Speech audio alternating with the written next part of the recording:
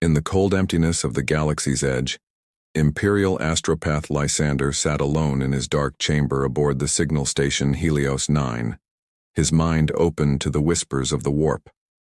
It was supposed to be a routine shift, listening for distant psychic messages carried across the stars. But that night he felt something different.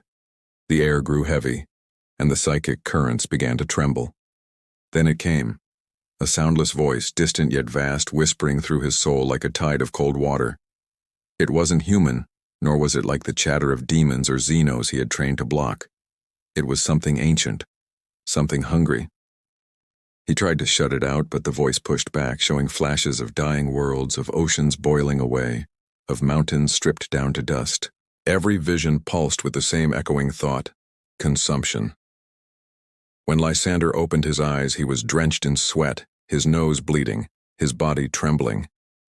He immediately sent an urgent message to Terra, warning that something immense was moving through the void.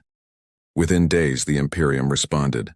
Lord Inquisitor Valen, known for his unshakable will, arrived with a small fleet to investigate. Lysander met him on the station's observation deck, the stars glimmering coldly outside the massive glass panes.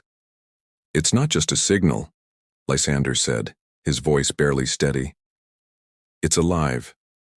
Valen studied him in silence, his expression unreadable beneath the shadow of his hood. The Inquisitor had seen many horrors, but something in Lysander's eyes made him uneasy. Soon a distress call came from the nearby survey ship Indomitus, which had gone to chart a nameless world at the system's edge. Their last message spoke of strange organic growths covering the planet's surface, and then nothing. Valen ordered the fleet to move in. When the ships reached orbit, the world below was dead. Every trace of life, plants, animals, even bacteria, was gone. Scans showed only a vast layer of organic residue covering the planet like skin. Landing teams found fossilized bones drained of marrow, forests turned to ash, and oceans evaporated. It was as if something had eaten the planet itself. Lysander could still hear the faint hum of the psychic voice in his mind, now stronger than before. It was calling to him, showing him images of creatures with razor limbs and endless hunger, each one connected to a greater mind beyond understanding. "They are coming," he whispered to himself, but the others dismissed it as exhaustion. That night, as the fleet orbited the silent world, a shape appeared beyond the system's rim. Something vast, moving without engine signature, gliding like a shadow against the stars. At first, sensors failed to identify it. Then the machine spirits screamed warnings. The readings were biological. The object wasn't a ship, it was alive. Valen ordered full battle alert. The fleet's lights turned crimson as weapons powered up, and Lysander stood at the viewing port, watching the massive silhouette approach. It looked like a monstrous Leviathan of flesh and bone, bristling with spines and pulsing sacs. Tendrils of living matter reached toward the planet, releasing clouds of smaller creatures that glowed faintly in the void. One by one, the ship's auspex readings vanished. Communications began to fail. The psychic pressure in Lysander's head became unbearable. He fell to his knees, gripping his skull, hearing millions of alien thoughts moving as one. The voice no longer whispered, it roared. He saw through their eyes for a heartbeat, glimpsing the truth of the swarm. The Tyranids. Not invaders of a single world, but harvesters of galaxies. They devoured to live, to grow, to become more. Each planet was food, each species merely fuel for the endless hive. Lysander screamed as the vision faded, and the sound of alarms filled the station. The first of the smaller Tyranid spores were breaching the outer perimeter, slamming into hulls, spilling horrors that clawed through metal and flesh alike. Valen ordered a retreat, but the fleet was already surrounded. Bioships unfolded like monstrous flowers, spitting acid and bone shards that tore through Imperial armor. Through the chaos, Lysander forced himself to the communication console, sending one final message across the warp. "They are awake," he transmitted, his voice shaking. "They are not chaos. They are not demons. They are something else entirely. Tell Terra, the hive is moving." The message was cut off as a burst of psychic static ripped through the chamber, shattering the glass around him. Outside, the stars themselves seemed to dim as the Tyranid fleet closed in. In that last moment before the swarm consumed the station, Lysander looked into the void and felt the weight of its terrible beauty. The hive mind saw him, recognized him, and then there was only silence. The galaxy, vast and cold, had just met its oldest predator. Deep within the orbiting wreckage of what was once the Imperial fleet, silence reigned, until the silence began to move. The remains of ships, once gleaming with the pride of the Imperium, now drifted in a sea of darkness where strange lights pulsed within the void. These lights were not artificial, they were alive, glowing with the rhythm of alien hearts. Far below, the dead planet began to stir. From the soil itself, shapes began to grow, tendrils of flesh twisting together, birthing creatures that crawled, hissed, and took form. It was as if the very world was rebuilding itself in the image of its devourers. These were the Tyranids, rising again from the residue of what they had consumed. On the command bridge of the Glory of Sol, Captain Ardent watched in disbelief. His ship had survived the first assault by sheer luck, drifting beyond the swarm's main feeding zone. He had lost half his crew, and the rest were shaken, their faces pale under the flickering light of failing consoles. Yet Ardent refused to retreat. Something about this enemy felt different, too coordinated, too purposeful. "They're not just feeding," he muttered, staring at the endless motion on the planet below. "They're building something." The ship's Mechanicus Magos, a hooded figure of metal and data, reported strange readings coming from the void, psychic frequencies beyond known patterns. Ardent's instincts told him this was not random behavior. Somewhere out there, a mind was directing them all.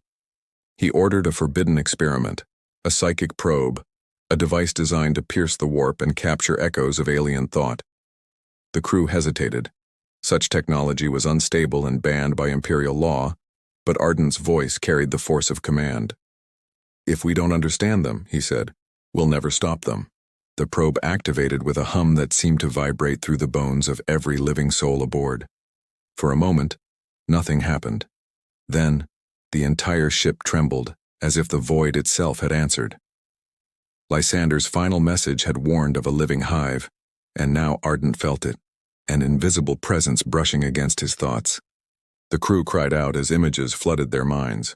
Galaxies stripped bare, star systems swallowed whole, oceans of biomass flowing into enormous creatures drifting through space. The horror of it was almost too vast to comprehend. The Tyranids were not merely attackers, they were survivors of another war. Refugees fleeing something far worse. The probe's sensors spiked, detecting faint echoes beyond the known galaxy, traces of destruction that even the hive mind seemed to fear. Then, suddenly, the link broke. The psychic feedback slammed through the ship, knocking out power and killing several crew members instantly. Ardent staggered, his head ringing with echoes of alien thought. "They're running," he whispered, stunned. But from what? The Magos, clutching a smoking console, stared at the readouts with trembling hands. "Captain, these readings, they show something vast beyond the galactic rim. Something even they avoid." Ardent looked at the stars, now flickering with the light of 1,000 moving shadows. The hive was shifting. Below, the planet's surface writhed as the bioforms completed their transformation, sprouting wings and spines. They were preparing to leave, launching into the void to rejoin their fleet. "They're gathering," Ardent said grimly. "Every piece of them, every world they've consumed, it's all connected." He knew then that the Imperium's wars were nothing compared to what was coming. If the Tyranids were fleeing from something, then humanity was standing directly in its path. Suddenly, alarms blared again. A massive bioship was turning toward the Glory of Sol, its vast form blocking the light of distant stars. Its organic surface rippled like muscle, and clusters of eyes along its hull began to glow. "Helm! Evasive maneuvers!" Ardent shouted, but it was too late. A storm of living projectiles rained toward them, searing through void shields and tearing through armor. The ship groaned as fire erupted across the decks. Amid the chaos, the psychic presence returned, not hostile this time, but curious. Ardent felt it in his mind, a sensation of being observed by something immense and ancient. It wasn't emotion he sensed, but recognition. The hive mind was studying him. He gasped as a single wordless thought pierced his mind. Adaptation. The ship jolted again, flames spreading, but Ardent did not move. Through the chaos, he understood what that word meant. The Tyranids were learning, changing with every encounter. They were not only consuming matter, but knowledge, strength, experience. Every human battle, every weapon fired at them, was being absorbed into their evolution. The Glory of Sol began to break apart, its deck splitting under pressure. "We can't kill them," Ardent whispered, watching the swarm advance. "Every time we fight, we only make them stronger." As the evacuation alarm screamed, the captain turned to his officers, his resolve hardening. "Send word to Terra," he said. "Tell them the hive isn't just a threat, it's a warning." The Magos hesitated. What should I call the message? Ardent looked at the growing shadow filling the stars and spoke quietly, his voice trembling with awe. "Call it the awakening of the hive."